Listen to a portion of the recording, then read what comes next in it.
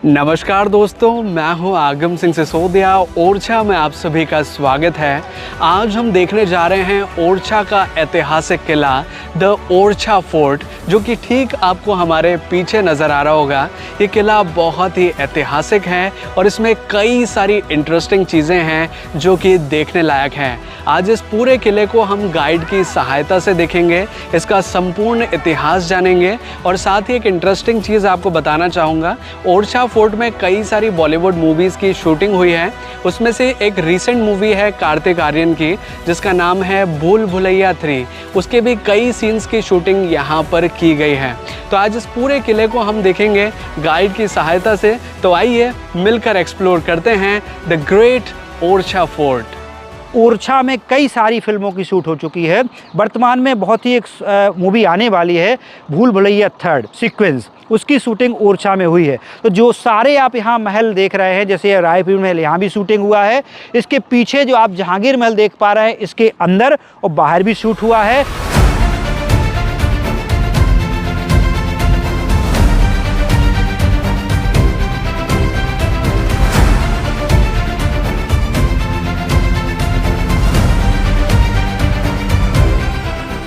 अब हमारे साथ गाइड सर जुड़ चुके हैं, जिनका नाम है मिस्टर जितेंद्र कुमार, जो कि हमें पूरे ओरछा फोर्ट के लिए गाइड करेंगे और संपूर्ण इतिहास की जानकारी देंगे।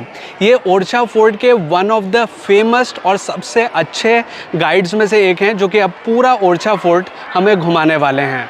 नमस्ते, मेरा नाम जितेंद्र है। मैं ओरछा में एक स्थानीय पर्यटक गाइड के रूप में काम करता हूँ।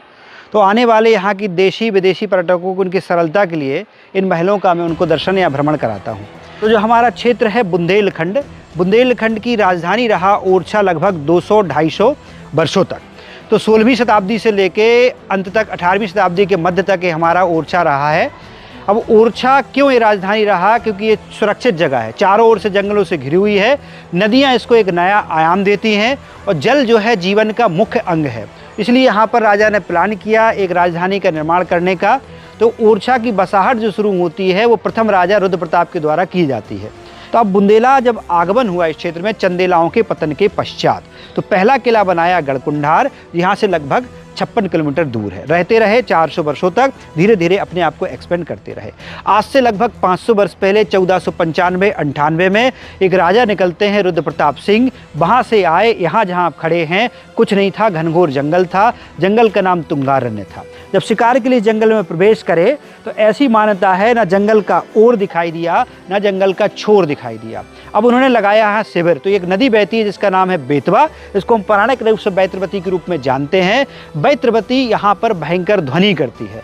राजा को ध्वनि जब पकड़ते हुए तट के पास पहुँचते हैं तो इस जंगल का कुछ नहीं दिखा रहा था, वो ओर और छोर दिखाई दिया नदी के माध्यम से। तो जगह का नाम उन्होंने ओरछा रख दिया। तब से ओरछा के रूप में कहा गया है। बाद में मनीषी गाए कि जाको ना ओर छोर ओरछा कहायो है, और मधुकर की रानी ने राम को रिझायो है। तो वो जगह जिसका ओर नहीं, जिसका छोर नहीं, जहाँ राम स्वयं है, वो ओरछा कहलाता है। फिर एक विकास की प्रक्रिया शुरू होती है। विकास करने में, इसको पूरा सजाने में, संवारने में 70 वर्ष लगते हैं और लगभग 3 पीढ़ियाँ चली जाती हैं। तो पहली पीढ़ी जो आई रुद्र प्रताप के रूप में, वो इस भूमि का चयन कर पाई, इसका आधार दे पाई। दूसरी पीढ़ी आई भारती चंद्र के रूप में, उन्होंने इसको सिक्योर करने के लिए चारों ओर एक बाउंड्री खींची, आज भी दिखाई पड़ती है, सुरक्षा दीवार के रूप में है, लगभग एक घेरा डाले हुए है। तीसरी पीढ़ी ने इसमें रहना प्रारंभ किया। महाराजा मधुकर शाह ने इसने अलंकरण किया और एक समृद्धशाली राजधानी का उदय इस क्षेत्र में हुआ, जो हम लगभग 3 पीढ़ियों के द्वारा किया गया है। अब इस महल में लगभग 3 सेक्शन है। पहले महल में, राजा महल में, सबसे बाहरी सेक्शन इसको हम यहाँ से देख पा रहे हैं। इस सेक्शन का जो नाम दिया गया है वो दीवाने आम कहा गया है। पर्शियन भाषा का शब्द है, हमारी भाषा में जनता दरबार है। तो राजा के लिए यहाँ पर जनता आती थी न्याय की अपेक्षाओं के साथ। ये जो बड़ा दरवाजा हम देख रहे हैं, आप यहाँ से देख पा रहे हैं, दोनों ओर जो देखे गए हैं निशान घर देखे जा रहे हैं। इसके उद्घोष होता था, नगाड़े बजते थे, यहाँ से जनता प्रवेश करती थी इस विशाल द्वार से। तो राजा की सामर्थ्य, शक्ति या उसके माइट को दिखाने के लिए इतना विशाल का द्वार ये बनाया गया है, जो जनता आएगी राजा से मिलने के लिए। तो राजा का बैठने का एक निश्चित स्थान है। संभवतः इस देश में कहीं ऐसा नहीं होगा जो राजा का स्थान यहाँ पर दिया गया है। तो अंदर चल के वो स्थान हमको दिखने वाला है, राजा को हम दिखाने वाले हैं राजा कहाँ बैठते थे। स्थापत्य दृष्टि से हम जिसकी बात करते हैं तो इसमें मिश्रण पाएंगे आप। 16वीं शताब्दी का जो समय है वो समय है फ्यूजन का, तो उसमें दो प्रकार के स्थापत्यों का मिश्रण हो रहा है, जिसको हम इंडो इस्लामिक स्थापत्य के रूप में जानते हैं। तो भी आपको यहाँ पर इंडो इस्लामिक के रूप में दिखाई पड़ेगा। तो ये जो हम देखते हैं पूरा पैटर्न है भारतीय पैटर्न है, इसका नाम है ट्रेविएट आर्किटेक्चर। और ये जो पैटर्न हम देखते हैं दूसरे प्रकार के आर्च का, ये नाम है आर्कुएट पैटर्न। बाद में कुछ फीचर्स और जोड़े गए हैं, जैसे ये जो हम रेलिंग देख पा रहे हैं ये कास्ट आयरन का बना हुआ है, विक्टोरियन पीरियड का दोहरा गया है। लगभग इसका समय है 1890 में लगभग ये जोड़ी गई है, जो हम इसको देख पा रहे हैं आपका। ये जो नीचे ऊपर जो हम हरा नीला काम देख पाते हैं ये बहुत बाद का महल है। तो पहले बना 16वीं शताब्दी में, ये दूसरा बना 17वीं शताब्दी में और ये बना 18वीं शताब्दी में। तो नीला और हरा मोज़ाइक है, ये आज भी जब हम इस पर सूर्य की किरणें सीधी पड़ती हैं तो चमक उठते हैं शीशे की तरह। तो लोगों ने इसका नाम शीश महल कर दिया है। वर्तमान में मध्य प्रदेश पर्यटन विभाग के द्वारा इसको होटल में परिवर्तन कर दिया गया है, जिसमें 8 रूम है, रेस्टोरेंट है, जिसमें देखा जा रहा है। अब इस बिल्डिंग पे 2 इम्पैक्ट आपको स्पष्ट दिखाई पड़ेंगे, क्योंकि जो समय आता है वो समय उसका प्रभाव अपना छोड़ता है। तो जैसे इसका हम जो कोने में राइट हैंड साइड बिल्डिंग की देख पा रहे हैं, एक विशाल टावर चला जा रहा है इसको बुर्ज के रूप में। ये हमारे यहाँ भी बनते थे, हम जब भी नोटिस करते हैं वो गोल होते थे, गोल नहीं है, ये हेक्सा ऑक्टा पैटर्न दिखाई पड़ता है। ये विशेष रूप से आपको दिखाई पड़ेगा यूरोपियंस कैसल्स में। तो यूरोप में आप कभी जाएं, ब्रिटेन में या फ्रांस में, तो आपको दिखाई पड़ेगा। और जो ऊपर लहर देख रहे हैं मंदिर, इसके मराठा में बनता है। तो इस पर जो इम्पैक्ट आया वो एंग्लो मराठा इम्पैक्ट है। ये डेवलप हुआ 18वीं सेंचुरी में, क्योंकि दोनों का डोमिनेशन पीरियड ये रहा इसका। ये 1763 में जो अंतिम शासक रहे हमारे महाराजा उदय सिंह, उनके द्वारा इस भवन का निर्माण किया गया है 1763 से 1775 तक। उसके पश्चात जो आगे वाली पीढ़ी आई महाराजा विक्रमजीत सिंह के रूप में, इस नगर को खाली करते हुए, रिक्त करते हुए टीकमगढ़ जाके बस जाते हैं और टीकमगढ़ नई राजधानी तैयार होती है। तो इसमें चित्रकला देखी जा रही है, लगभग 500 वर्ष पुराने चित्र देखते हैं, ये हम उसको देखने वाले हैं, अंदर चल के आपको दिखाने वाले हैं।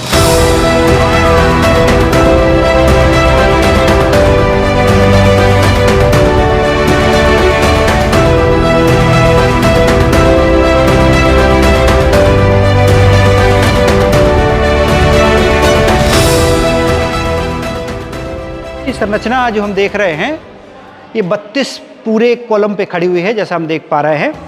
इन पोल्स को हम हाथी पोल्स के रूप में जानते हैं, क्योंकि बनाए गए हैं हाथी के पैर की तरह बनाए गए हैं।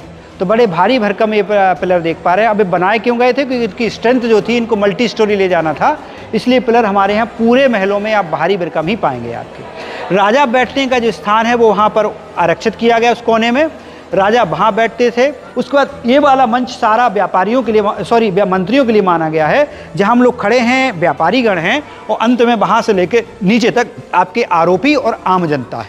अब ऐसा किया क्यों गया है? सामान्यतः राजा को मध्य में बैठाया जाता है। राजा न्याय प्रिय थे, और न्याय कैसा होना चाहिए? वो सभी के लिए समान होना चाहिए। तो राजा चेहरा नहीं देखते थे, कि चेहरा देखेंगे शायद उनका मित्र हो, शायद उनका पुत्र हो, शायद कोई मंत्री हो, तो उसके कोई मतलब नहीं है।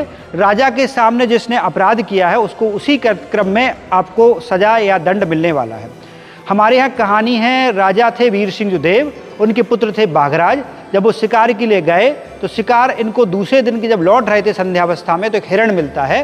हिरण बहुत तेज़ दौड़ता है, वो दौड़ा, जंगलों में चला गया। अनूपगिरी जी महाराज का आश्रम था, वहाँ उसने पानी पिया और जंगलों में अंधेरे में विलुप्त हो गया।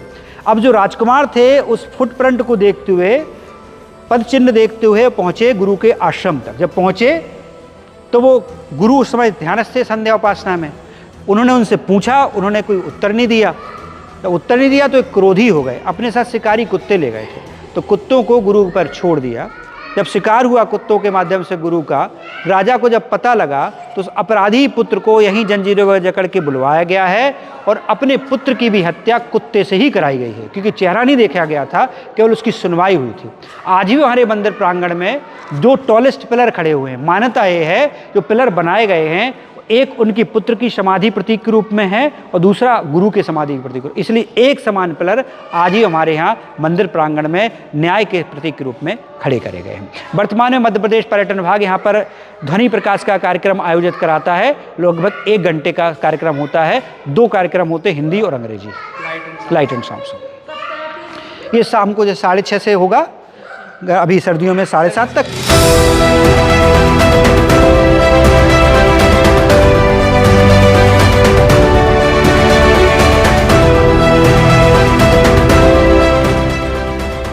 ये जो हम देख रहे हैं ये मानचित्र है इस पहले महल का, जहाँ राजा लोग रहते थे, इसलिए इसको हम राजभवन या पर्शियन भाषा में महल का प्रयोग करते हैं तो राजा महल के रूप में जानते हैं। ये जो द्वार है जो देख पा रहे हैं बिल्कुल आपके यहाँ खड़ा हुआ उत्तरी द्वार है। हमेशा महलों में सामान्यतः 2 द्वार पाते हैं, उत्तरमुखी और पूर्वमुखी। तो ये जो द्वार है उत्तर की ओर खुलता है, इसलिए उत्तरमुखी द्वार कहा जा रहा है। यहीं से राजा आते थे जनता से मिलने के लिए, उत्तरी द्वार से जनता से प्रवेश करते थे।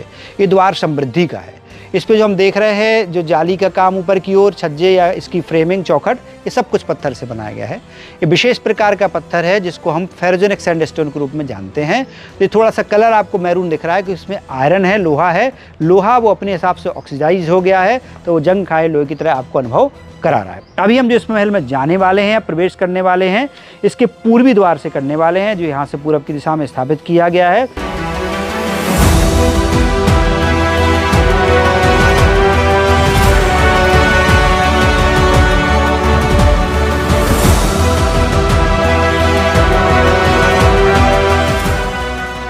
तो ये महल का पूर्वी द्वार है, यहीं से हम आप प्रवेश करने वाले हैं। वर्तमान में जो खुला है, उत्तरी द्वार बंद है। ओरछा में महलों के अलावा 6 और महत्वपूर्ण चीज़ें हैं जो आपको इस पीछे दिखाई पड़ती हैं। तो इसमें महत्वपूर्ण आप देखेंगे महलों के अलावा जो कुछ दिखाई पड़ते हैं, तो इसमें लक्ष्मी टेम्पल है, आपका छतरियाँ हैं और चतुर्भुज मंदिर है।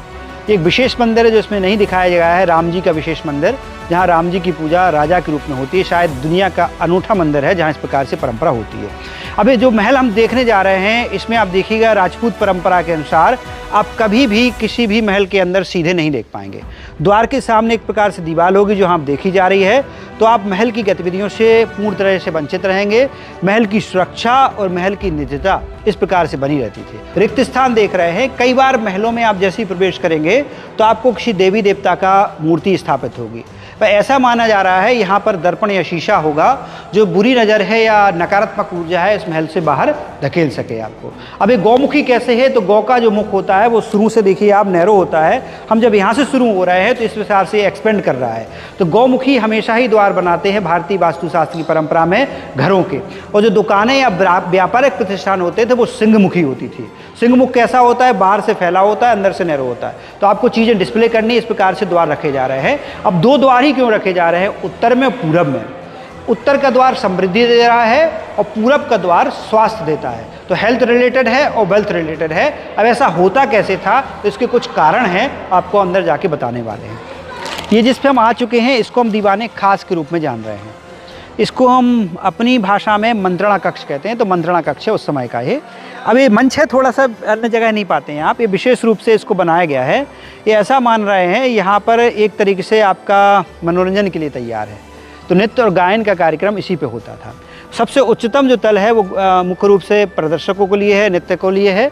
नीचे वाला जो देख रहे हैं गायक हैं और नीचे वाले वादक हैं। पीछे की ओर ऐसा माना जा रहा है, आज की भाषा का प्रयोग करें तो ग्रीन रूम जो अंग्रेजी में कहा जा रहा है, या फिर मेकअप रूम आपका है, ये साज सज्जा के लिए बनाया गया है। बैठने का जो सबसे सुंदर व्यवस्था है तो महारानी के लिए जी करी गई है। ऊपर जो हम देख रहे हैं बालकनी, यहाँ रानी बैठती थी। इस झरोके से इस कार्यक्रम को देखने के लिए बाहर इस तरफ जो स्थान देख रहे हैं ये राजा उनके अतिथियों के लिए माना गया है। ये पूरा 4 मंजिला है, 3 मंजिल ऊपर तक हम देख रहे हैं दीवार के, और बेसमेंट भी है। बेसमेंट का जो काम है, राजा को गर्मियों में कुछ आराम हो तो इसलिए इसको ऐसा बनाया गया है।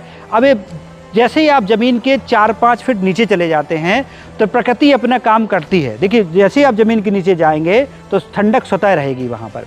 इसके अलावा जो खिड़की देखी जा रही है वो भी हवा को ले जा रही हैं, ताकि वो टिल्टेड बनाई गई हैं, इंक्लाइन बनाई गई हैं, ताकि ठंडी हवा नीचे पहुँच सके। राजा तक प्रकाश भी पहुँचे पर प्रकाश उनकी आँखों में चुभे नहीं। तो ग्लेयर को रिड्यूस करने के लिए सीधी ना होके ये थोड़ी सी टेढ़ी बनाई गई है यहाँ पर। एक ही बेसमेंट है कि इसके नीचे नहीं, और एक भी? ही बेसमेंट है। जो 24 पिलर पे खड़ा हुआ है पूरा ये संरचना, ये इनकी भोजन कक्ष के रूप में जाना जा रहा है। तो राजा अपने अतिथियों के साथ, परिवार के साथ भोजन करने की व्यवस्था है। इसकी सीलिंग आज भी बहुत सुंदर पर्शियन कारपेट सजाई गई है, आज भी आपको वर्तमान में दिखाई पड़ती है, आज भी रंग उसके इंटैक्ट हैं जो हम देखने वाले हैं। तो ये पूरी संरचना 24 पिलर पे खड़ी करी गई है। अब ये जो भवन बन रहे हैं उस पर प्रणाली और पदार्थ क्या प्रयोग हुआ है, तो इसकी प्रणाली जो हमारी पुरानी भवन निर्माण की प्रणाली है उसमें हम पत्थर से पत्थर को जोड़ते थे, तो वो है की लॉक सिस्टम, इंटरलॉकिंग सिस्टम है।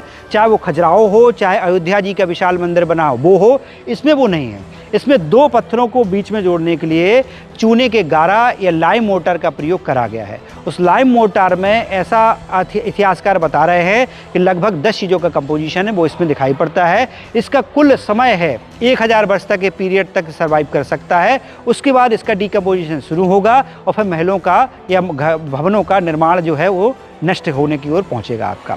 रेन वाटर सिस्टम भी तैयार किया गया है, तो जो पूरा पानी बारिश का है या जो इस महल में उपयोग हो रहा है, जो पीछे आपको एक नाली दिखाई पड़ती है, इसका पूरा पानी यहाँ से ले जाके जो हमारी मोट है नीचे जो देखी जाए है, जब इस महल परिसर में प्रवेश करते हैं तो एक पुल से आते हैं, नीचे देखे होंगे मोट दिखाई देती है आपको, वो ये पानी सारा वहीं जा रहा है, वहीं कलेक्ट किया जा रहा है। फिर उस पानी का उपयोग किया जाता है कुएँ के माध्यम से। तो लगभग उसके 20 मीटर 25 मीटर दूर पे कुएँ खोदे गए हैं।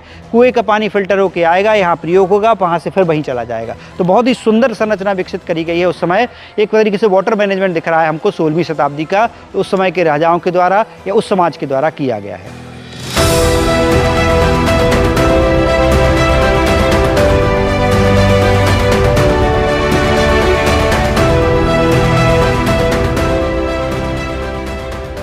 ये जो हम 3 दरवाजे देख रहे हैं इसको रसोई के रूप में देखा गया है, हालांकि वहाँ कुछ बचा नहीं है ऐसा एविडेंस देखते हैं, पर वो भी ऐसे ही लगता है रसोई के रूप में है। तो ये रसोई है, ये इनका पूरा भोजन कक्ष है। इसके उस तरफ दक्षिणी दिशा में इनके शौचालय या स्नान करने के लिए स्नान गृह भी निर्माण करा गया है। तो पूर्ण विकसित महल है। उस समय के हम देखते हैं 16वीं शताब्दी में, तो एक पूर्ण विकसित महल आपको नज़र आ रहा है, जो आपको सारे अंग दिखाने वाले हैं, जो भी हमारे आवश्यकता थे उस समय के लिए वो हम आपको अंग दिखाने वाले हैं। बहुत ही सुंदर ये पर्शियन कारपेट के रूप में देखी गई है यहाँ पर। तो इंटीरियर डेकोरेशन का एक बहुत ही सुंदर उदाहरण ये है आपका। आज जैसे हमारे यहाँ इंटीरियर डेकोरेशन हो रहा है, ये 16वीं शताब्दी का इंटीरियर डेकोरेशन है, जो छत की आकार में भी है और छत के आपको चित्रों में ही दिखाई पड़ता है। मुख्य रूप से ऊपर वाला पैनल पर्शियन है और नीचे वाला जो हम देख पा रहे हैं ये राजपूत परंपरा के आपको दिखाई पड़ते हैं। अब इसके कुछ सिग्नल्स हैं, कुछ के संदेश है। जैसे आप कभी अस्त्र शस्त्रों के साथ घुड़सवार पाते हैं तो राजा की वो मिलिट्री माइट को दिखाता है, मिलिट्री पावर को दिखाता है।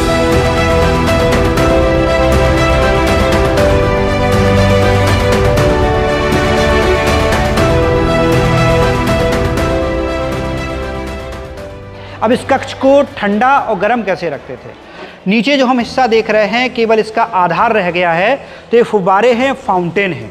ये चलता था उस समय गुरुत्वाकर्षण बल के द्वारा। तो ऊपर एक टंकी थी, वहाँ से जब पानी खोलते थे मिट्टी के पाइप से पानी आता था, इसको जोड़ा गया था, ऐसे प्रेशर के द्वारा काम करता था। ऊपर जो छल्ले देख रहे हैं इसमें बड़ा सा हाथ से चलने वाला पंखा होता था। अब वो पंखा बनता कैसे था? तो बहुत मोटा एक कॉटन का पार्ट होता था, वो रस्सी से बना रहता था, वो उसको चलाते थे व्यक्ति, और जब इसके ऊपर से हवा गुजरती थी तो ये पूरा ठंडा हो जाता था कमरा। इस प्रकार से ठंडा रखते थे। जो और हम जो छल्ले देख रहे हैं, कुंडे लगे गए हैं इसमें, ये गर्मियों के मौसम में जो हम कूलर में खस लगाते हैं उसकी एक पर्दा बड़ी सी बना के यहाँ लटकाते थे। कॉपर का पाइप यहाँ चलता था, पानी इसको ड्रॉप करता था, तो गर्मियों में एकदम ये ठंडा रहता था। सर्दियाँ जब आई तो सर्दियों में इसको अब गर्म करना है तो इसको कई क्षेत्र में, कई परतों में इसमें कंबल लटकाए जा रहे थे। तो इसी आपके कुंडों पे, पर्दाओं के जगह पे वो कंबल लटकाए जा रहे थे, एक लेयर दूसरा लेयर। तो ये कंबल जो है वो इंसुलेटर की तरह है, तो इसको वो गर्म रखता है। इस प्रकार से ठंडा गर्म यहाँ व्यवस्था करी गई है। कुछ अंदर जो कक्ष है जो हम अब देखने वाले हैं, तो राजा परंपरा में वैष्णव थे, तो विष्णु के 10 अवतारों का सुंदर सा चित्रण इन कक्षों में किया गया है जो हम अब देखने वाले हैं। तो विष्णु के सुंदर से अवतार हम देखेंगे अब आपको। ये जो बीच का हिस्सा हम जो देख पा रहे हैं, भारतीय वास्तुशास्त्र में यदि हम पुराने घरों का देखते हैं तो आंगन होते थे हमारे यहाँ इसी प्रकार से जो हम देख रहे हैं। ये मध्य में आज भी हम आंगनों के मध्य में तुलसी का पेड़ लगाते हैं, जिसको वास्तुशास्त्र में ब्रह्म स्थल कहते हैं। तो ब्रह्म स्थल के रूप में ये मंच देखा जा रहा है, जहाँ पूजा यज्ञ अनुष्ठान हुआ करता था राज परिवार के द्वारा, इसलिए बहुत महत्वपूर्ण है, दिव्य क्षेत्र माना जाता है, इसलिए इसको ब्रह्म कुंड या ब्रह्म स्थल के रूप में हम देख रहे हैं आपके। ये पूरा 5 मंजिला है, अंदर वाला आंगन जो हम देख पा रहे हैं, तो 2 दीवारें खोखली खड़ी करी गई हैं इस हाइट को ले जाते हुए। सबसे ऊपर जो हम देख पा रहे हैं, इनको हम छतरी बोलते हैं, ये मुख्य रूप से सुरक्षा प्रहरियों के लिए हैं, ताकि वो दूर तक देख के पहले ही किसी आक्रमण की आशंका को देखते हुए इस महल को पूर्णतः सावधान और सचेत किया जाए, इसलिए इसको हाइट दी गई है, वॉच टावर्स के रूप में ये देखे जा रहे हैं। तो इस कक्ष में हम देखने वाले हैं विष्णु के 10 अवतारों का चित्रण, कक्ष क्रमांक 8 जो हम अब दिखाने वाले हैं आपको। ये राजा का कमरा है, कक्ष है सोने का। तो यहाँ अब हम आपको विष्णु के 10 अवतारों का चित्रण दिखाई दे रहे हैं। ये मत्स्य अवतार है भगवान विष्णु का, पहला दिखाई पड़ रहा है। दूसरा एक कुर्मा अवतार है जो हम देख पा रहे हैं। तीसरे ये वराह के रूप में देखे जा रहे हैं। चौथा ये हम देख पा रहे हैं नरसिम्हा का अवतार है। 5वां ये जो छोटे नीले देख रहे हैं राजा बलि के सामने भीख मांगते हुए, ये वामन अवतार है। 6वें परुषा के साथ ये भगवान परशुराम जी हैं। 7वें सिंहासन पर विराजमान श्री रामचंद्र, माता सीता, उनके तीनों भाई हनुमान जी, जामवंत जी हैं। 8वें श्री कृष्ण हैं। 9वें जो सिंहासन पर शांति अवस्था में बैठे गए हैं, ये बुद्ध का 9वां रूप बुद्ध दिखाया गया है विष्णु का। तो ये पूरे अवतारों की श्रृंखला यहाँ पर दी गई है। मत्स्य पुराण में एक मंत्र आता है, उसमें ऐसा कहा गया है कि मत्स्य कूर्मो वराहश्च नरसिंहो अथ वामना रामो रामश्च कृष्णश्च बुद्ध कल्कश्च। इस प्रकार से 10 अवतारों का मंत्र के रूप में व्यवस्थित करके श्लोक के रूप में दिखाया गया है। तो ये सारे अवतारों का क्रम हमको देखने को मिलता है। इस कक्ष में ऐसा मानते हैं राजा यहाँ शयन करते थे। यहाँ उनका विशेष कोई आपातकाल समय आया तो अपने विशेष किसी मंत्री से मिलने के लिए आरक्षण कक्ष है। अंत में उनके विशेष सैनिक हुआ करते थे जो उनकी पूरी सुरक्षा में लगे रहते थे। जैसे आज हमारे यहाँ भी होती है, प्राइम मिनिस्टर की सुरक्षा में एक पर्टिकुलर ग्रुप्स ऑफ जेट सुरक्षा जो है सुरक्षाकर्मी वो रहते हैं, उस समय भी ऐसी व्यवस्था थी। हाँ, यहाँ पर उनका सैनिका है। अब इसमें महत्वपूर्ण अंग है तकनीकी के हिसाब से, ये जो हम देख पा रहे हैं ये 2 चारों ओर से ये हवा आएगी। देखिए ये जो बनाए गए हैं दिखने में सामान्य है, पर यहाँ हवा आती है, इसी से प्रकाश भी आता है, जो हम प्रकाश आज भी अनुभव कर पा रहे हैं। तो हवा किसी से भी दिशा में चलेगी, इसी प्रकार से हवा आती है। उस समय ज़्यादा प्रकाश इसलिए क्योंकि वहाँ रिफ्लेक्टर के रूप में दर्पण का काम संभवतः किया गया हो, ताकि रिफ्लेक्ट करे और प्रकाश को प्रकाशित करने के लिए करे गए हैं आपके। अब ये हम यहाँ पर एक चित्र देखते हैं, ये बहुत महत्वपूर्ण चित्र है। इसको हम द्वादश नारी कुंजर के रूप में जानते हैं। तो ये संस्कृत शब्द है द्वादश नारी कुंजर। तो द्वादश होता है 12, नारी होती है महिलाएं, कुंजर होता है हाथी। तो एक अनूठा चित्र शैली है, उस समय विकसित करी गई है आपकी। ये वाला कृष्ण की रास लीला का दृश्य दिखाई पड़ेगा। बाकी अन्य भी रास की लीलाओं को भगवान श्री कृष्ण की दिखाते हुए यहाँ पर चित्र दिखाए जा रहे हैं। तो लगभग ये 500 वर्ष पुराने चित्र हैं जो हम इनको देख पा रहे हैं। क्या है इसकी? ये तो देखिए इसमें 12 महिलाओं के द्वारा एक चित्र है। तो इस हाँ देखिए आप, सूंड एक महिला है, महिला ही पैरों के द्वारा निर्माण करे गए हैं और पूरा ही शरीर जो निर्माण किया गया है वो महिलाओं से किया गया है, इसलिए इसका नाम द्वादश नारी कुंजर कहा गया है। बाकी ये जो देख रहे हैं सारे ही कृष्ण की लीलाओं को समर्पित चित्र करे गए हैं। पहले उस समय सारे कमरे एक दूसरे से जुड़े हुए थे, तो जो रास्ते आपको बंद दिखाई पड़ते हैं ये वाले, ये रास्ते उस समय बंद नहीं थे, ये खुले हुए रास्ते थे। ये भी पूरा खुला हुआ था। ये हाँ, ये चारों जो ये दरवाज़ा हम देख रहे हैं इस प्रकार से है, ये दरवाज़ा हम आपके पीछे देख रहे हैं इस प्रकार से है। ऐसे चारों ओर से ये दरवाजे दिखाए गए थे, जो राजा जब चले गए तो लोगों ने अपने तरीके से बंद किए गए हैं, उस समय ये बंद नहीं था आपका।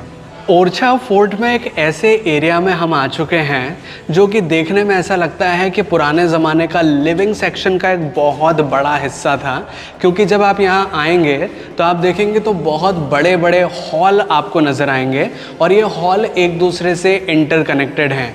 यहाँ अंदर की साइड देखेंगे तो कुछ अलमारियाँ बनी हुई हैं जहाँ पर पुराने ज़माने में या तो दीपक लगाए जाते हों या कुछ सामान रखने के लिए इन्हें बनाया जाता हो, और इससे आगे बढ़ेंगे तो और इंटरकनेक्टेड हॉल्स और रूम्स नज़र आएंगे। वैसे देखा जाए तो कई बार लोग ये भी बताते हैं इसके बारे में कि ये अनाज रखने का कक्ष हुआ करता था, यहाँ पर अनाज रखा जाता था, लेकिन देखने में इनका आर्किटेक्चर कुछ ऐसा भी है जैसे लिविंग रूम होता हो। और इनसे देखेंगे तो नीचे कुछ सुरंगनुमा रास्ते हैं जो कि जुड़े हुए हैं। जैसे कि आप देखेंगे तो यहाँ पर भी एक सुरंग बनी हुई है। जो गुप्त रास्ते होते थे इस महलों के, वो यहाँ से होकर जाया करते थे। महल से बाहर जाने के जो रास्ते थे वो यहाँ हुआ करते थे। जैसे कि आप देखेंगे तो कई सारी सीढ़ियाँ हैं। हम थोड़ा नीचे तो नहीं जाएंगे, मे बी डेंजरस हो सकता है, लेकिन बहुत सारे गुप्त रास्ते ऐसे महलों में हुआ करते हैं। इसी इंटरकनेक्टेड सेक्शन से अब मैं दूसरे पोर्शन की तरफ आगे बढ़ रहा हूँ और आपको आगे का नज़ारा दिखाना चाहूँगा कि आगे किस तरह का स्ट्रक्चर हुआ करता था। हालांकि अभी मैं एक ऐसे पोर्शन में आ चुका हूँ जहाँ पे ज़्यादा लोग नहीं आते हैं। यहाँ चमगादड़ वगैरह ज़्यादा हैं, उनकी आवाज़ें भी सुनाई देती है नॉर्मली, लेकिन यहाँ से भी नीचे जाने का रास्ता है। जो इंटरकनेक्टेड रूम्स थे वो नीचे भी जुड़े हुए थे, क्योंकि ये जो महल है अंडरग्राउंड बेसमेंट एरिया में भी बना हुआ है। तो नीचे वाले एरिया में मैं आपको लेके आ रहा हूँ।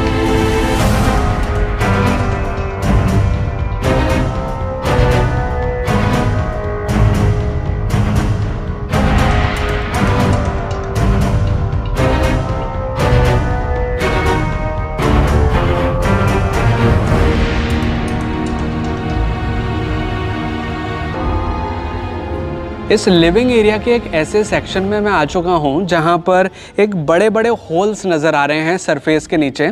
इन होल्स, ये जो होल्स बनाए गए हैं ये नॉर्मल होल्स नहीं हैं, ये वेंटिलेशन होल्स हैं, क्योंकि इसके नीचे भी एक मंजिल बनी हुई है।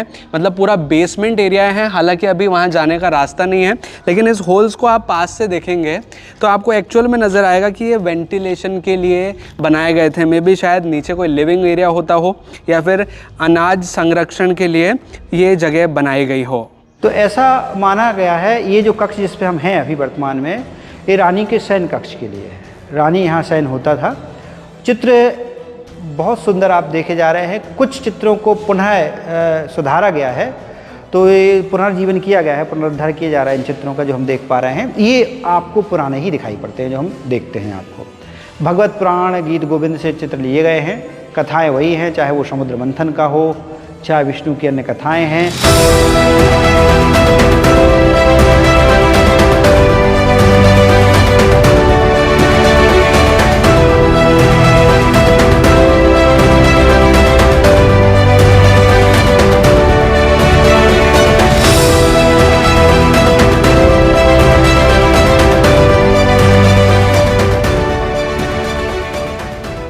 तीन सेक्शन है इस पूरे महल में। तो बेसमेंट का उपयोग गर्मियों में होता था।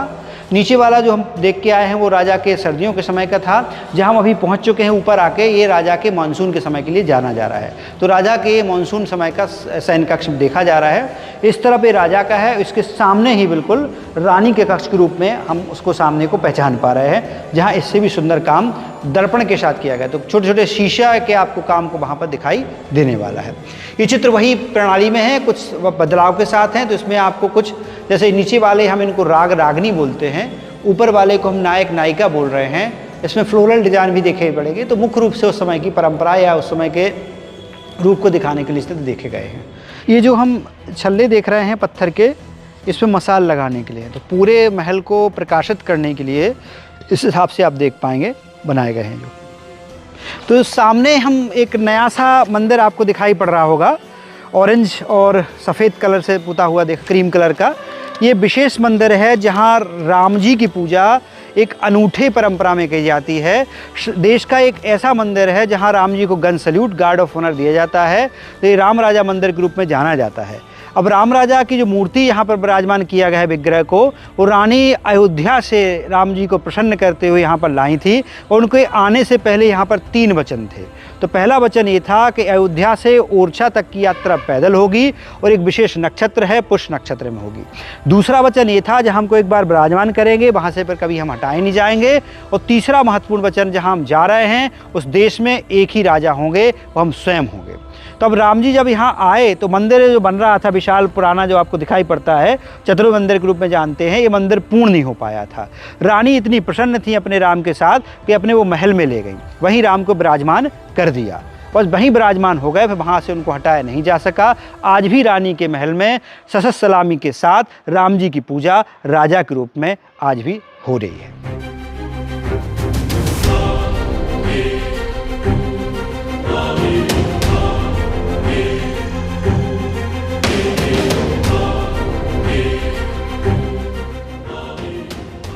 ये जो कक्ष हम जिसमें आप पहुंच गए हैं, जैसे हम बताया था आपको, वहां से राजा के कक्ष के बिल्कुल सामने स्थापित किया गया है। ये रानी के कक्ष के रूप में जाना जा रहा है। इसमें सुंदर सा दर्पण का काम किया गया है। जी हम देखने का प्रयास करें तो बहुत ही सुंदर तरीके से आपके छोटे छोटे मिरर को बहुत ही व्यवस्थित रूप से यहाँ पर लगाया गया है। ये लाख जो होता है एक पदार्थ, उसमें ये फिक्स किए गए हैं जो हम देख पा रहे हैं। हाँ जी, लाख के आप देख पा रहे हैं, सुंदर सा ये बहुत ही सुंदर दर्पण है। सीलिंग में भी आपको दिखाई पड़ेंगे, उसी समय के हैं, पुराने हैं, इसमें कोई रेनोवेशन नहीं किया गया है। ये रानी यहाँ बैठती थी इस कार्यक्रम को देखने के लिए। यहाँ रानी बैठती थी, जो हमने आपको नीचे से बताया था। इस मंच पे ही यह आपके नृत्य और गायन का काम होता था आपका। अभी हम छत पे खड़े हुए हैं, टेरेस पे। ये राजा के लोग और राजा के परिवार यहीं रहते थे। इसके ऊपर वाला जो हम पूरा देख रहे हैं, ये सुरक्षा पहरेओं के लिए है, ताकि इस महल को पूर्णतः सुरक्षित रखा जाए। तो पूरा ऊपर वाला, चाहे वो गलियारा हो, चाहे ऊपर वाली छतरियाँ हो, ये सुरक्षा पहरियों के लिए है, इस महल को सुरक्षित कर देने के लिए। मतलब मेनली वो सिक्योरिटी है और बस वो हाइट बना दी गई। हाँ, हाइट दी गई। अब हाइट देने के लिए एक कारण रहा, क्योंकि ये मुख्य रूप से महल पहाड़ों पे नहीं है। यदि पहाड़ पे होता तो फिर इतनी हाइट देने की आवश्यकता होती नहीं। अब ये हाइट दिए क्यों? तो ये अनूठे महल है उस परंपरा में, क्योंकि अब कोई पत्थर फेंकना चालू करे, मान के चलो आप, तो पहाड़ तो बहुत ऊंचा है, उसके ऊपर कैसे पत्थर पहुंचे। अब इसको दीवार इनके इंजीनियर्स को देनी पड़ी, ताकि इतना पत्थर कोई फेंक के उस पर ना प्रहार कर सके। अब प्रहार से बचे, पर जो बीच के हम आप आज आर पार देख रहे हैं, ये भी बंद करे गए थे, ये खुले बिल्कुल नहीं थे। तो ये इस प्रकार से जालियां हैं जो हम एक देख पा रहे हैं, जो बंद। आज एक प्राचीन जाली दिखती है आपको, बाकी जालियां लोगों ने तोड़ दी हैं, उनके एविडेंसेस हम आपको आज भी दिख सकते हैं। तो पूरी इस प्रकार से बंद किया गया था। यहीं सैनिक घूमते थे चारों ओर इस गलियारे में आपके। अब हम इसके नीचे उतरने वाले हैं, तो नीचे उतरने में जो इनका शौचालय है वो देखने वाले हैं, और इनका स्नानगृह देखने वाले हैं। यहाँ पर शौचालय हैं और इनके स्नानगृह हैं। अब पानी को ठंडा और गर्म कैसे किया जा रहा है, तो ये जो स्थान हम देख रहे हैं, ये एक तरीके से सामान्य भाषा का प्रयोग करें तो चूल्हा है। लकड़ी लगाते थे पानी गर्म करने के लिए। अंदर जो पहला टैंक बना हुआ है पूर्णतः गर्म पानी का है, दूसरा ठंडा गर्म मिश्रण के लिए है, और तीसरा ठंडे पानी के लिए है। तो कैसे काम करते थे, अंदर चल के हम इसको देखने वाले हैं।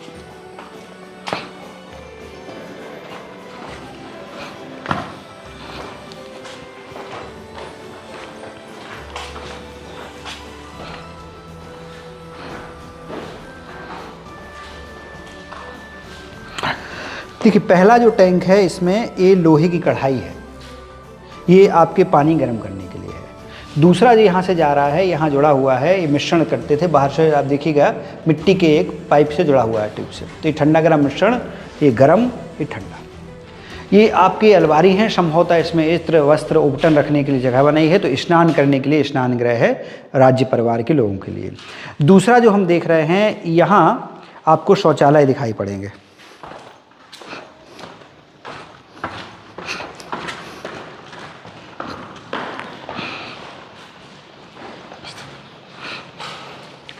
तो ये भारतीय परंपरा में निर्मित शौचालय हैं, पूर्ण व्यवस्थित हैं। लगभग 3 मीटर इसमें लॉन्ग डीप ड्रॉप है, फिर ड्रॉप सीधा एक नाली से जोड़ा गया है।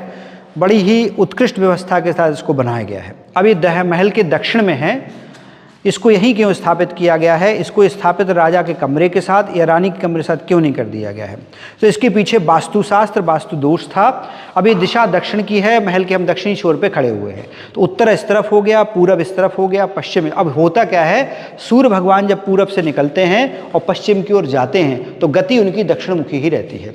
तो इसके पीछे दीवार के पूरे दिन, सुबह से लेकर शाम तक रोशनी रहने वाली है, हीट रहने वाली है। ड्राई जल्दी होगा, डिकम्पोज जल्दी होगा, इसलिए इसको इस दिशा में बनाया गया है कि हम दीवार जब खड़ी करते हैं तो पीछे इसकी शेड आती है, या इस तरफ हम बनाएंगे टॉयलेट तो फिर ये दिन भर सड़ता रहेगा, रोग फैलते रहेंगे, इसलिए इसको उस तरफ हमको डाला गया है। तो वास्तुशास्त्री हमेशा दक्षिण में स्थान देती है। हैंड वॉश करने के लिए राख और नींबू का मिश्रण संभवतः यहाँ रखते हों। ये नाली पता नहीं, एग्जैक्टली तो नहीं बता सकते। पानी यहाँ से आता हो हाथ धोने के लिए, ये है। और ये प्रकाशित करने के लिए दीपक यहाँ रखे जा रहे हों, इस हिसाब से इसको देखा गया है। तो शौचालय है 16वीं शताब्दी का। इसके पीछे जो संरचना देख रहे हैं उसको पूर्णतः तो निर्धारित नहीं किया जा रहा है, पर कैसा मान सकते हैं कि ये उस समय का कुछ विशेष कपड़े धोने के लिए संभवतः पूर्णतः बताना मुश्किल है, क्योंकि इसका ऐसा डिजाइन जो दिख रहा है शायद एक घाट के रूप में हाँ ऐसा आप कह सकते हैं, तो उस हिसाब से ये देखे गए हैं। बस अब इसके हम बाहर निकलते हैं इस द्वार से और पहुँचेंगे सीधे हम जहांगीर महल के लिए, जो यहाँ के चौथे शासक बनाते हैं। तो राजा महल से जैसे ही हम बाहर निकलते हैं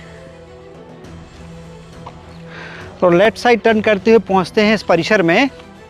तो इस परिसर में एक तो आपको शीश महल दिखाई पड़ रहा होगा, जो होटल है जिस पे लिखा हुआ है होटल शीश महल, मध्य प्रदेश पर्यटन विभाग देख रहा है। और इसके पीछे दरवाजे से हम इस जहांगीर महल में प्रवेश करने वाले हैं।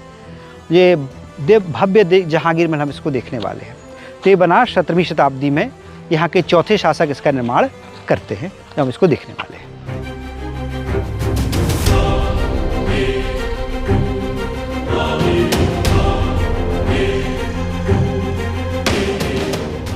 तो प्रवेश जो हम कर रहे हैं ये मुख्य द्वार से प्रवेश नहीं कर रहे हैं, क्योंकि इसका मुख्य द्वार आज की स्थिति में पीछे है, पर उस समय वो मुख्य ही था। तो हम इसका जो प्रवेश करे हैं इसके बैकडोर एंट्री के ले रहे हैं।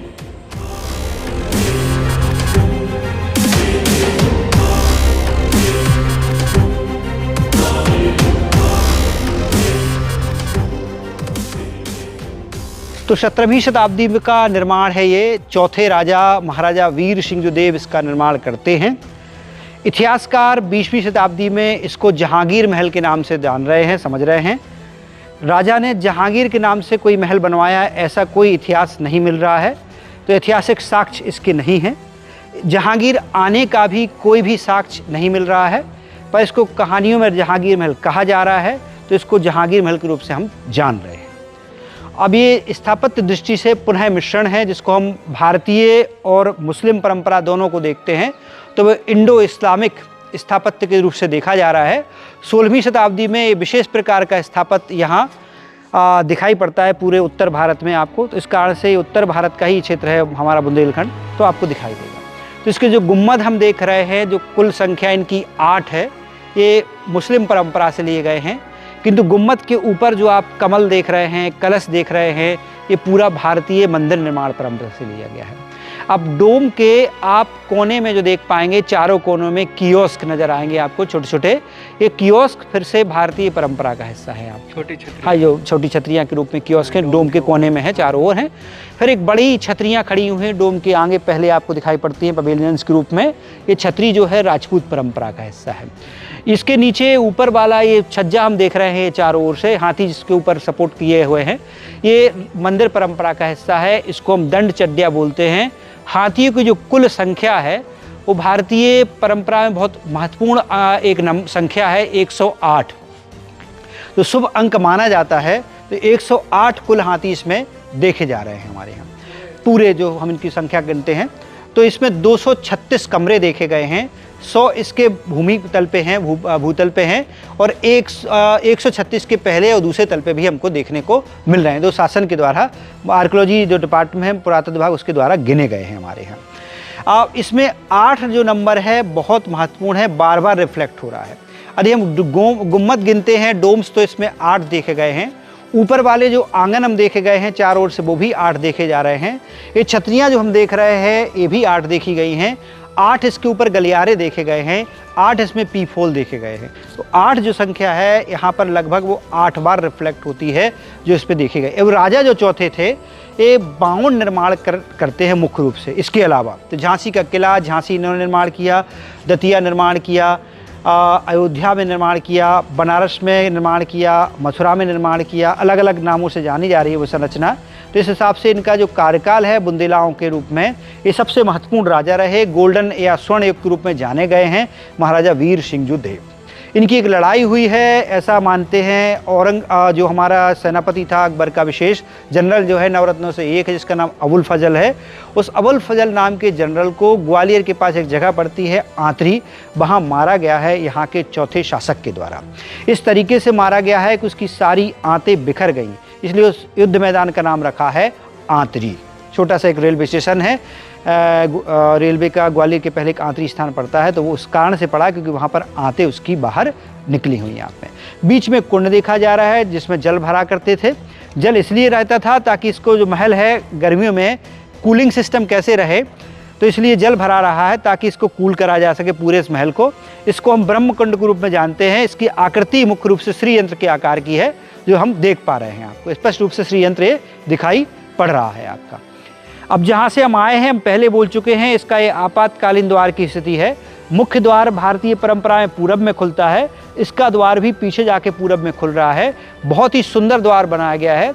ये किसी भी महल का शायद संभवतः ये सबसे पहला इतना सुंदर द्वार है जो हम आपको दिखाने वाले हैं। पूर्ण रूप से पत्थरों से बनाया गया है। इसमें चारों ओर, चारों दिशाओं में तोरण द्वार देखे गए हैं। इस प्रकार के द्वार को हम तोरण द्वार के रूप में जानते हैं। तो चारों दिशाओं में आप स्पष्ट रूप से देख पा रहे हैं। उत्तर में है, पूरब में है, पश्चिम में है, दक्षिण में है।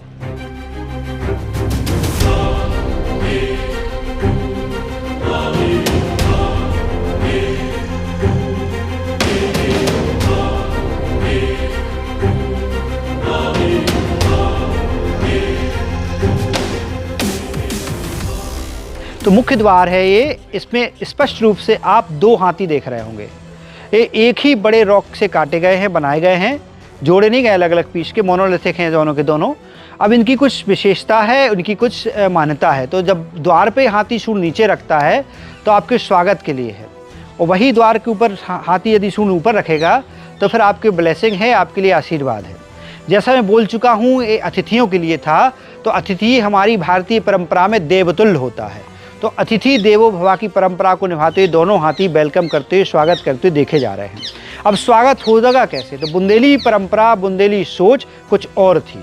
तो यदि आप मित्रता करने आ रहे हैं बुंदेला राजाओं से, तो वही बुंदेला आपका स्वागत जो करने वाले हैं वो आपका देवतुल्य स्वागत करने वाले हैं। अब वही बुंदेलाओं से आप शत्रुता करने आ रहे हो अतिथि के रूप में, तो फिर वही बुंदेला आपको यमराज मिलने वाले हैं। तो दोनों ही हाथी इस पर संदेश देते हैं।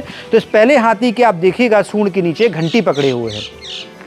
ये घंटी स्पष्ट संदेश देती है, यदि आप मित्रता करने आ रहे हैं तो राजा आपको पूरी मित्रता का स्वीकार करते हैं। हमारी जो परंपरा है, अतिथि के माला पहनाते हैं, तिलक करते हैं, आरती करते हैं, घंटनाद से स्वागत करते हैं। तो ये वेलकम जेस्चर है अतिथि की ओर देवतुल्य।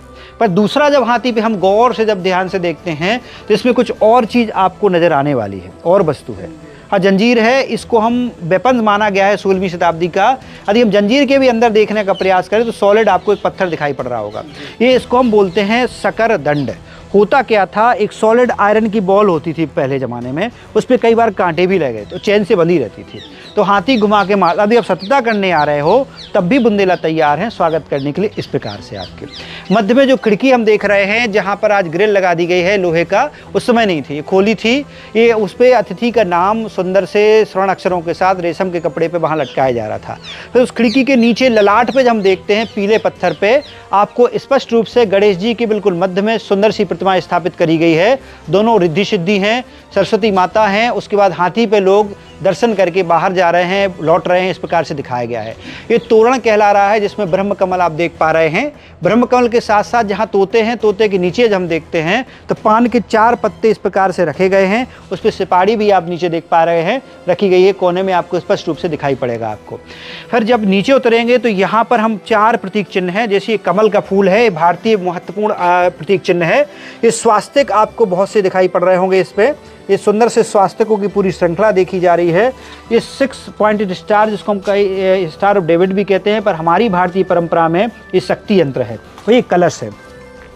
कोई भी भवन निर्माण बिना कलश के पूर्ण नहीं होता है। कलश आप स्पष्ट रूप से देख पा रहे हैं। तो कलश प्रारंभ में भी होगा, कलश अंत में भी होगा।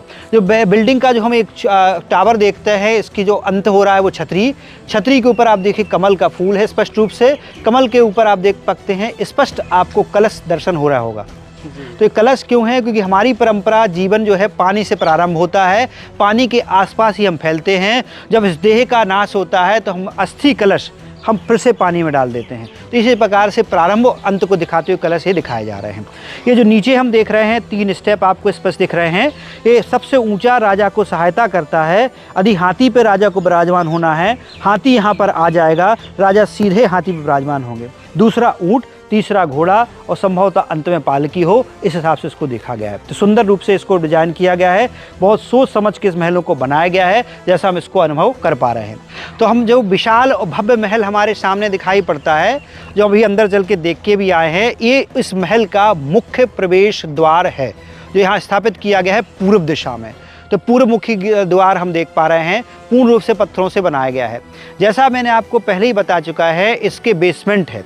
तो बेसमेंट का जो हम नीचे रास्ता देख पा रहे हैं, जो यहाँ से जा रहा है, आप स्पष्ट देख पा रहे होंगे, इसमें कुल 100 कमरे हैं बेसमेंट में, जो स्पष्ट रूप से अंदर जाके हमको दिखाई पड़ते हैं। पर शासन ने सुरक्षा दृष्टि से, सुरक्षा कारणों से इस द्वार को बंद कर रखा है, जैसा हम इसमें देख रहे हैं। तो कुल मिला के इसमें 100 कमरे हैं, और कुल इसमें कमरों की संख्या बेसमेंट को भी जोड़ देते हैं तो पूरे इस महल में 236 कमरे देखे गए हैं। पूरा बेसमेंट, पूरा वहाँ तक जाएगा, शीश महल तक। होटल जो है ना पीछे वाला, शीश महल तक इंटरकनेक्टेड है। हाँ, इंटरकनेक्टेड खोला गया है, उसको शीश महल से जोड़ दिया गया है। आने वाले समय में इस पे म्यूजियम बनाया जा रहा है इसके अंदर। हाँ, बनाया जाएगा, सही बात। तो जो मूर्ति है इसमें शिफ्ट करके लोगों को दर्शन भी हो जाए और बेसमेंट भी दिख जाए, इस हिसाब से है। तो नीचे जो हम एक यहाँ से देख पा रहे हैं भवन, जिसमें आप स्पष्ट रूप से देख पाएंगे ज़मीन में कुछ गड्ढे दिख रहे होंगे, अष्टकोणीय। ये केवल गड्ढे नहीं हैं, ये पूर्णतः एक बाग का प्लान किया गया है, उद्यान का प्लानिंग है। इसको हम आनंद मंडल बाग के रूप में जानते हैं, जिसमें आप छोटी छोटी नालियाँ भी देख पा रहे होंगे पिंक कलर की, ये पानी के लिए देने के लिए हैं। तो वाटर इसका जो चैनल है वो भी देख पा रहे हैं। और ये 2 मंजिल महल, तो ये पूरी संरचना निर्माण करी गई है यहाँ की विशेष राज नर्तकी के लिए, जिनका नाम है राय प्रवीण। राय प्रवीण एक वो व्यक्तित्व है ओरछा नगर का, जो अकबर के दरबार में उसकी एक तरीके से इंसल्ट करके उसको उसके चरित्र का दर्शन करा के वापस लौटी हैं सा सम्मान। तो ओरछा के राजा उस बात पे उनसे प्रसन्न होते हैं, क्योंकि अकबर को उसकी चरित्र का दर्शन कराना उसी के दरबार में सा सम्मान वापस लौटना ये किसी अकेली महिला के लिए बहुत मुश्किल था, और वो ऐसा करके सफलता रूप से वापस लौटती है। राजा इस बात पे प्रसन्न होते हैं और एक सुंदर सा उसको महल निर्माण करके देते हैं। अब ये राय प्रवीण थी कौन? तो यहाँ की एक विशेष राज नर्तकी थी, जो कवि केशव जो हैं हिंदी साहित्य के तीसरे बड़े कवि हैं, उन्हें सौंदर्य जब इसके बारे में लिखा तो एक पूरी पुस्तक ही कंपाइल करी है। उस पुस्तक का नाम है रसिक प्रिया, जो इसके श्रृंगार का वर्णन करती है। श्रृंगार के अतिरिक्त इसके पास नृत्य कला है, गायन की कला है, युद्ध कला है और लेखन की कला है। तो ये नृत्य प्रवीणा, गायन प्रवीणा, लेखन प्रवीणा, युद्ध प्रवीणा, इसलिए नाम पड़ा इनका राय प्रवीण। अब राय प्रवीण की जब ख्याति अकबर के पहुंची तो अकबर को विश्वास नहीं था, क्योंकि महिला भी इतनी गुणी हो सकती है, इतनी चतुर हो सकती है। तो उसको देखने का भाव आया, तो उसने यहाँ के राजा के पास संदेश भेजा। राजा ने बुंदेली परंपरा के प्रतिनिधि के रूप में उसको दिखाने के लिए यहाँ के क्या कहते हैं संस्कृति को अकबर के दरबार में भेजा। अब पहुँची जब अकबर के दरबार में, तो अकबर ने अभी तक सुना था, जब वो प्रकट हुआ उसकी आंखों के आगे वो सौंदर्य, तो उसकी दृष्टि जो थी उसको दूषित हो गई। अब कोई दूषित भाव से जब किसी महिला को देखता है कोई पुरुष, तो वो महिला समझ जाती है हमको किस भाव से देखा जा रहा है। इसने उस भाव को वहीं पकड़ा, उसी के दरबार में उसने उत्तर दिया। तो एक सुंदर सा छंद सुनाया उसमें अपनी अभिव्यक्ति उसने प्रस्तुत की। तो उस अकबर से बोलती है वो कि बिनती राय प्रवीण की, सुनियो साही सुजान, और जूठी पातल भगत हैं बारी बायश्वान। तो अपने आप को इसने जूठी पत्तल बताया। भारतीय परंपरा है, जूठी पत्तल क्या करते हैं हम लोग, खा के फेंक देते हैं। अब इस फेंके हुए भोजन को कौन खाता है? तो बारी, बायश और स्वान। तो स्वान कुत्ता होता है, बायश आपका कौवा होता है, और बारी आपका गरीब भिखारी होता है। तो इसने ये बोला अकबर से कि हम बुंदेलाओं के द्वारा पहले से उपभोग किया गया है, उन्होंने हमारा उपभोग करके आपके आगे जूठन फेंका हुआ है हमारे रूप में, और अकबर आप जूठन खाने और देखने वाले क्या हो, कौवे हो, कुत्ते हो, गरीब भिखारी। इस प्रकार से अकबर को बोला गया था। अकबर इस बात को बहुत ही क्रोधी हुआ। उसने तय किया कम से कम मृत्युदंड इसको दिया जाए। पर मंत्रालय जब उसको संदेश देते हैं कि यदि हम मृत्युदंड दे देंगे, सिद्ध हो जाएगा कि हम ही कुत्ते हैं। कि कुत्ते की विशेषता होती है वो अपने क्षेत्र में भौंकता है, अपने क्षेत्र में काटता है। तो आपने अपने क्षेत्र में बुलाया और मार दिया, तो एक कुत्ते वाला क्रिया है आपकी। तो अब क्या किया जाए, मारा भी नहीं जा सकता है। तो सासम्मान पालकी सजवाई, वापस ओरछा भिजवाया। राजा इस बात पर प्रसन्न होते हैं और निर्माण कराते हैं राय प्रवीण का महल, जो शायद ही किसी ऐतिहासिक स्थल में आप देखें, यहाँ पर देखा गया है। वर्तमान में हमारे यहाँ मध्य प्रदेश में बॉलीवुड भी बहुत आकर्षित हो रहा है, शासन प्रशासन भी उनकी बहुत सहायता कर रहा है। ओरछा में कई सारी फिल्मों की शूट हो चुकी है। वर्तमान में बहुत ही एक मूवी आने वाली है, भूल भुलैया 3 सीक्वेंस, उसकी शूटिंग ओरछा में हुई है। तो जो सारे आप यहाँ महल देख रहे हैं, जैसे रायपुर महल, यहाँ भी शूटिंग हुआ है। इसके पीछे जो आप जहांगीर महल देख पा रहे हैं, इसके अंदर और बाहर भी शूट हुआ है। ये जो नीचे हम जो देख पा रहे हैं, यहाँ पर खड़ा किया गया है एक, जिसको हम ऊँट खाने के रूप में देखते हैं, यहाँ भी उसकी कुछ शूटिंग हुआ है। तो जो भी आप जब फिल्म देखेंगे तो इन दृश्यों को ध्यान में रखिएगा, कहीं ना कहीं आपको शूटिंग में ये दृश्य सारे दिखने वाले हैं। इसकी पूरी टीम, चाहे वो कार्तिक आर्यन हो, चाहे वो आपकी माधुरी दीक्षित हो, चाहे ये आपकी क्या कहते हैं विद्या बालन हो, और एक नई आर्टिस्ट है डिमरी करके, मैं नाम भूल रहा हूँ पूरा, वो भी यहाँ आई थी, उनकी भी शूटिंग यहाँ हुई थी आपकी। तो ये जो क्षेत्र हम देख पा रहे हैं, इस प्रकार से यहाँ पर इस पूरे परिसर में लगभग 38 स्पॉट डेवलप करे गए हैं भारतीय जो पुरातत्व विभाग है राज्य का, उसके द्वारा। तो ये क्षेत्र जो है, इसको हम बोलते हैं तोपखाना। ऐसी मान्यता है उस समय के लोगों की कि यहाँ पर तोपें उस समय बनाई जा रही हैं। तो तोपों को बनाने के लिए एक कारखाने की आवश्यकता थी, तो उस कारण से इस तोपखाने का निर्माण किया गया है।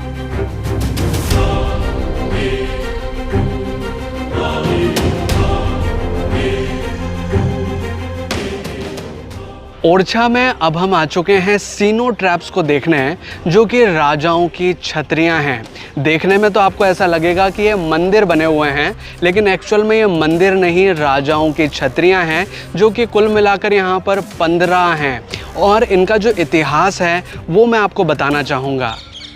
बेतवा नदी के दक्षिण किनारे पर बुंदेला राजाओं तथा राज परिवार के सदस्यों की यहाँ 15 छतरियाँ यानी कि 15 स्मारक बने हुए हैं, जिनमें मधुकर शाह, वीर सिंह देव, जसवंत सिंह, उद्देत सिंह, पहाड़ सिंह की छतरियाँ भी शामिल हैं। इनका निर्माण वर्गाकार चबूतरे पर किया गया है।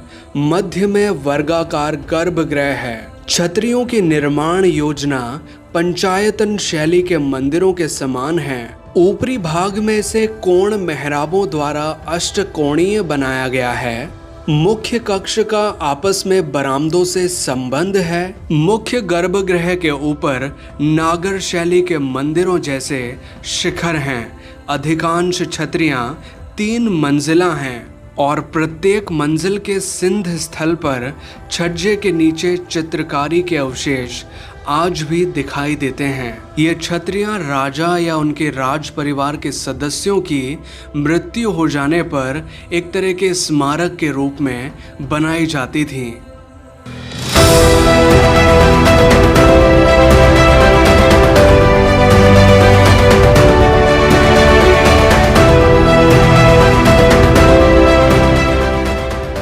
तो ये है ऐतिहासिक ओरछा फोर्ट, जिसे देखकर हमें काफ़ी अच्छा लगा। आपको ये अनुभव कैसा लगा कमेंट करके ज़रूर बताइए। अगर आपको ये वीडियो अच्छा लगा है तो प्लीज़ वीडियो को लाइक कीजिए, इसे शेयर ज़रूर कीजिए अपने दोस्तों और अपने फैमिली मेम्बर्स के साथ। और अगर आपने ये चैनल अभी तक सब्सक्राइब नहीं किया है तो प्लीज़ चैनल को सब्सक्राइब कीजिए, बेल आइकन को दबाकर ऑल पे प्रेस कीजिए, ताकि इसी तरह के वीडियो नोटिफिकेशंस आपको आगे भी मिलते रहें। और अगर आप चाहें तो मुझे इंस्टाग्राम पे भी फॉलो कर सकते हैं। मेरा इंस्टाग्राम आईडी है आगम सिंह सिसोदिया, जिसका लिंक हमने डिस्क्रिप्शन में भी दिया हुआ है।